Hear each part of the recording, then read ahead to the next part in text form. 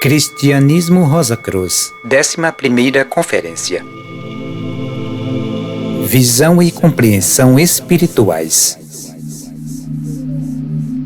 Quando falamos em visão espiritual, não o fazemos simbolicamente, referindo-nos a algo vago, como um êxtase ou coisa semelhante, mas sim de uma faculdade definida, tão real como a visão física, e tão necessária à percepção dos mundos espirituais e à verdadeira compreensão das condições suprafísicas, como a visão física é indispensável a uma mais ampla compreensão das coisas materiais.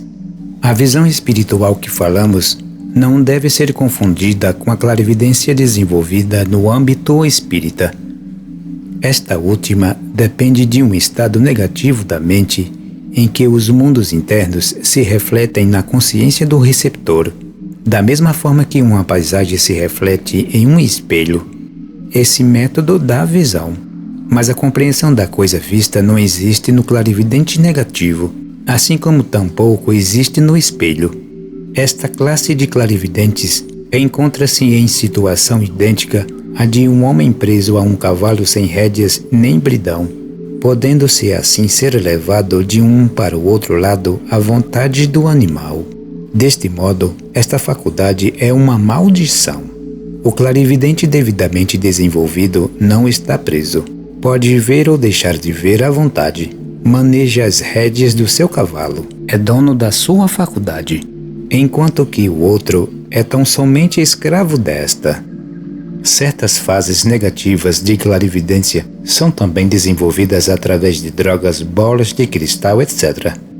Em todos esses casos, a faculdade torna-se perigosa e prejudicial, uma vez que não se acha sob o controle do espírito. As drogas têm efeito terrivelmente destruidor sobre os diferentes veículos do homem. Porém, o mais perigoso de todos os métodos de desenvolvimento é a prática de exercícios respiratórios aplicada de modo indiscriminado. Muitos indivíduos acham-se hoje em manicômios ou até morreram tuberculosos por haverem praticado tais exercícios em aulas de desenvolvimento dirigidas por pessoas tão ignorantes quanto eles mesmos. Exercícios respiratórios, quando necessários, jamais devem ser feitos em conjunto, uma vez que cada discípulo tem constituição diferente dos demais. Assim, cada um requer exercícios individuais, particulares, bem como diferentes exercícios mentais para acompanhar aqueles. Somente através de instruções individuais dadas por um instrutor competente pode-se desenvolver com segurança a visão e a compreensão individuais.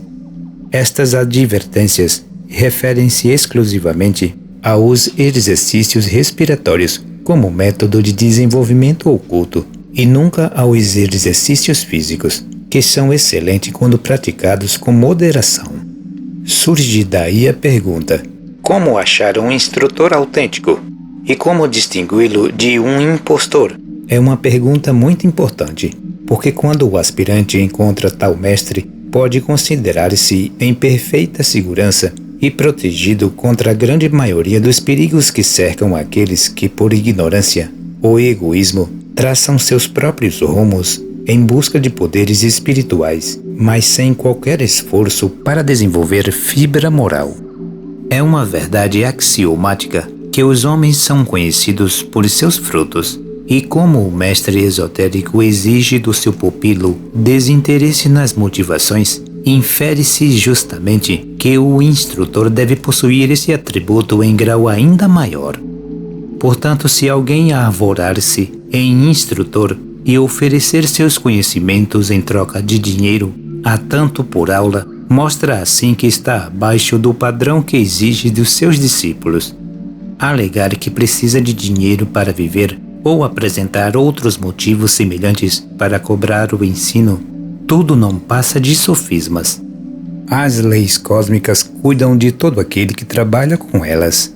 Qualquer ensino oferecido em bases comerciais não é ensino superior, porque este jamais é vendido ou envolve considerações materiais, mas em todos os casos chega ao recebedor como um direito em função do mérito. Assim, mesmo que o verdadeiro instrutor tentasse negar o ensino a determinada pessoa que o merecesse, pela lei de consequência, ver-se-ia um dia constrangido a ministrar o mesmo. No entanto, tal atitude seria inconcebível, porque os irmãos maiores sentem uma grande e indizível alegria toda vez que alguém começa a palmilhar a senda da vida eterna. Por outro lado, embora ansiosos por tal, eles a ninguém podem revelar seus segredos, antes que cada um tenha dado provas de sua consciência e altruísmo, pois só assim poderá alguém ser um firme guardião dos imensos poderes resultantes que tanto podem servir ao bem como pode ser usado para o mal. Se permitimos que nossas paixões se imponham descontroladamente, e se a avareza ou a vaidade são as molas de nossas ações, apenas sustamos o progresso de nosso semelhante, ao invés de ajudá-lo, e até que aprendamos a usar apropriadamente os poderes que possuímos, não estaremos em condições de realizar o trabalho ainda maior, exigido daqueles que têm sido ajudados pelos irmãos maiores a desenvolverem sua visão espiritual latente e a conseguirem compreensão espiritual, que é o que torna valiosa aquela faculdade como fator de evolução. Portanto, a senda da preparação antecede o caminho da iniciação. A perseverança, a devoção, a observação e o discernimento são os meios de alcançá-lo, porque tais qualidades sensibilizam o corpo vital.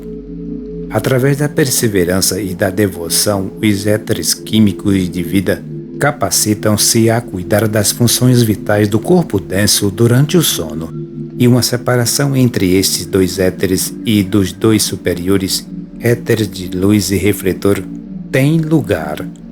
Quando os dois últimos espiritualizam-se suficientemente mediante a observação e o discernimento, uma simples fórmula dada pelo instrutor capacita o discípulo a separá-los e levá-los consigo à vontade, juntamente com seus veículos superiores. Deste modo, ele fica equipado com um veículo de percepção sensorial e memória. Qualquer conhecimento que possua no mundo material pode então ser utilizado nos reinos espirituais, como também pode trazer ao cérebro físico recordações das experiências por que passou enquanto fora do seu corpo denso. Isto nos é necessário para funcionarmos separados do corpo denso, plenamente consciente, quer no mundo do desejo, quer no mundo físico, porque o corpo de desejos ainda não está organizado, de modo que não fora o corpo vital transferir-lhe impressões no momento da morte, não poderíamos ter consciência no mundo do desejo durante a existência pós-mortem. Os exercícios respiratórios indiscriminados não produzem a divisão acima, mas apenas tendem a separar por inteiro o corpo vital do denso. Por isso, as ligações entre os centros etéricos dos sentidos e as células cerebrais rompem-se ou deformam-se em certos casos, resultando ao final em loucura.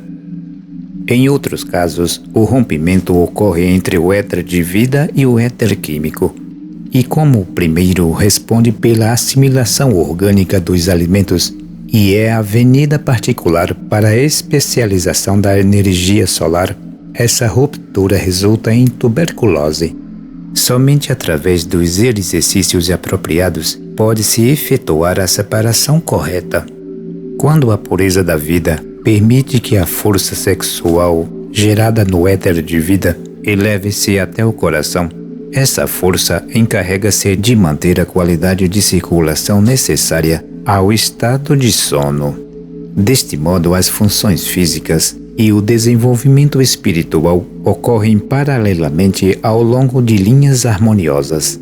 Temos, pois, aí a razão do voto de celibato, feito por aqueles que se dedicam inteiramente à vida superior. Não é necessário que o principiante torne-se um asceta. A castidade absoluta, por enquanto, só é para poucos. Atualmente, o ato sexual é o método normal de procriação. Não existe outro meio de promover corpos aos egos que precisam renascer. e é dever de todo aquele que é mental, moral e fisicamente são proporcionar veículos e ambientes apropriados a muitos espíritos que desejam renascer, isto de acordo com os seus meios e oportunidades. Deveríamos encarar o ato de procriação como um sacramento, não um ato para simples gratificação dos sentidos, mas para ser realizado com espírito de oração. A força sexual é exigida para a geração apenas umas poucas vezes na vida de uma pessoa, de modo que o excedente pode ser legitimamente aprovável ao autodesenvolvimento. Discernimento é a faculdade que nos permite distinguir aquilo que é essencial daquilo que não tem importância, separando a realidade da ilusão e o que é duradouro daquilo que é efêmero. Na vida comum acostumamos-nos a pensar que somos só corpo. O discernimento ensina-nos que somos espíritos e que nossos corpos nada mais são que moradas provisórias, instrumento para nosso uso. O carpinteiro usa martelo e serra, que são importantes instrumentos. Contudo, nunca lhe ocorre que ele próprio seja essas ferramentas.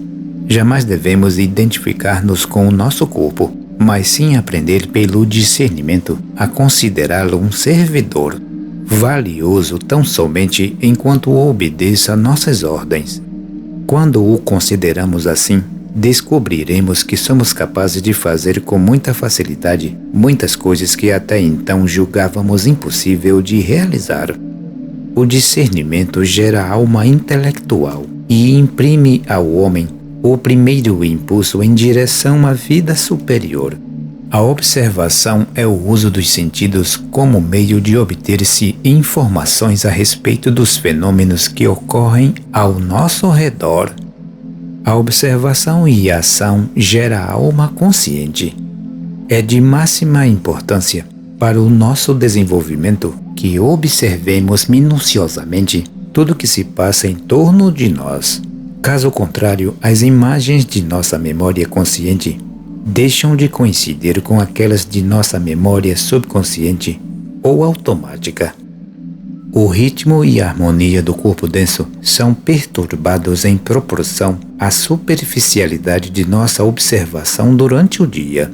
Nossas atividades durante o sono restauram parcialmente a harmonia, mas o entrechoque de vibrações dia após dia e ano após anos é uma das causas que gradualmente endurecem e destroem o nosso organismo até torná-lo impróprio para o uso do espírito, que então precisa abandoná-lo e buscá-lo nova oportunidade de desenvolvimento em um corpo novo e melhor.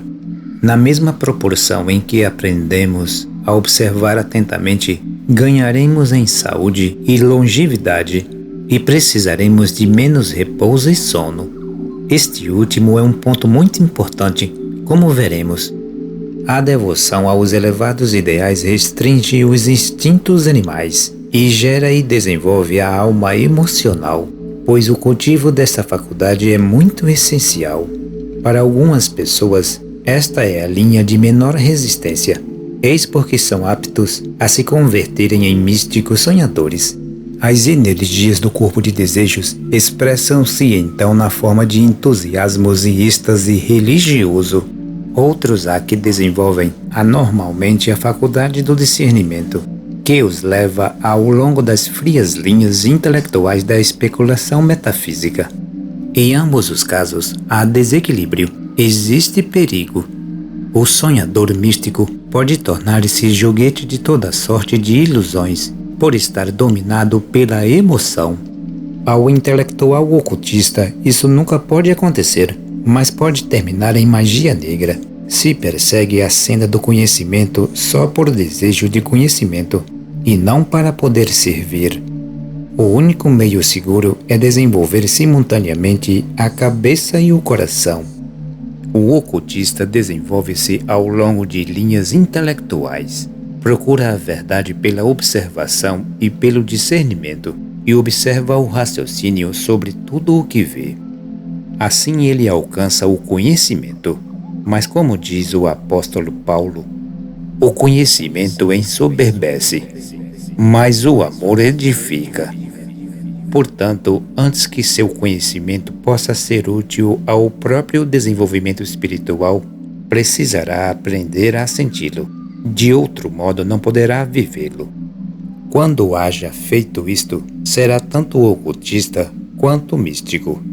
O místico desenvolve especialmente a faculdade de devoção. Ele sente a verdade sem precisar raciocinar. Sabe, mas não pode explicar ou dar a razão de sua fé, de modo a ajudar os outros. Deve, pois, desenvolver o lado intelectual de sua natureza, a fim de ser o mais útil possível na evolução da humanidade.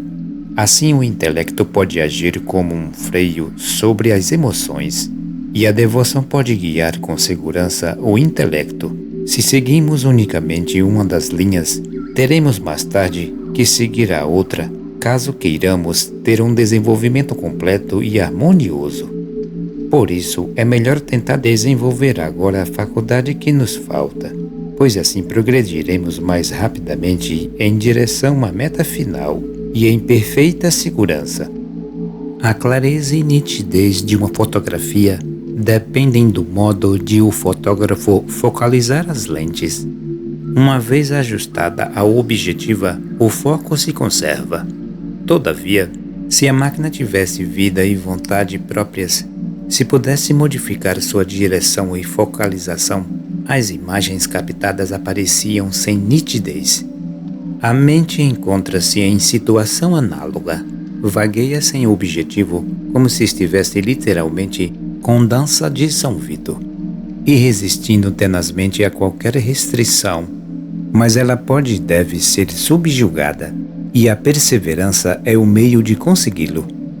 Na proporção em que a mente é aquietada, o espírito pode refletir-se no tríplice corpo, segundo o princípio de que os raios do sol não se pode refletir no mar capelado, mas somente em águas tranquilas. O corpo vital é como um espelho, ou melhor, como uma película cinematográfica em movimento. Filma o mundo ou capta-lhe as imagens de idêntica maneira, mesmo em desacordo com a nossa faculdade de observação e as ideias que brotam do espírito interno, conforme a clareza e o treinamento mentais. A devoção e o discernimento, ou em outras palavras, a emoção e o intelecto decidem nossa atitude face a essas imagens, e o equilíbrio entre ações de ambos conduzem a um desenvolvimento perfeito. Alcançado certo grau de aperfeiçoamento, realizam inevitavelmente o processo de purificação. O homem precisa compreender que, para alcançar a meta, deve pôr de lado tudo o que possa entravar a rota do processo. O bom mecânico prefere sempre as melhores ferramentas e esmera-se em conservá-las perfeitas, porque sabe quão importantes são para realizar o seu trabalho. Nossos corpos são as ferramentas do nosso espírito, de modo que, na medida em que se encontram obstruídos, estorvam a manifestação deste. O discernimento aponta o que obstrui. A devoção à vida superior ajuda-nos a eliminar maus hábitos e traços de caráter indesejáveis, suplantando o simples desejo. A carne obtida à custa da vida e sofrimento de outros seres, e que além de estar impregnadas dos desejos e paixões do animal, encontra-se já em estado de decomposição, não é um alimento puro. Nenhum sincero aspirante aos poderes superiores deve escolher este tipo de alimento. Deve estudar sim para aprender como atender às necessidades do seu organismo com alimentos puros.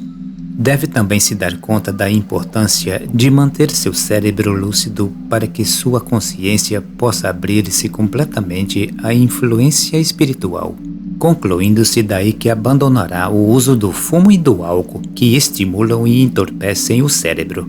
Moderação é um termo impróprio com relação à bebida. O uso do álcool em qualquer escala é excessivo e desastroso ao desenvolvimento espiritual.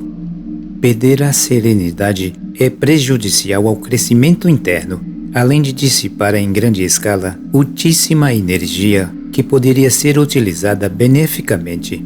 A raiva envenena o organismo, inutiliza-o e retarda enormemente o progresso espiritual.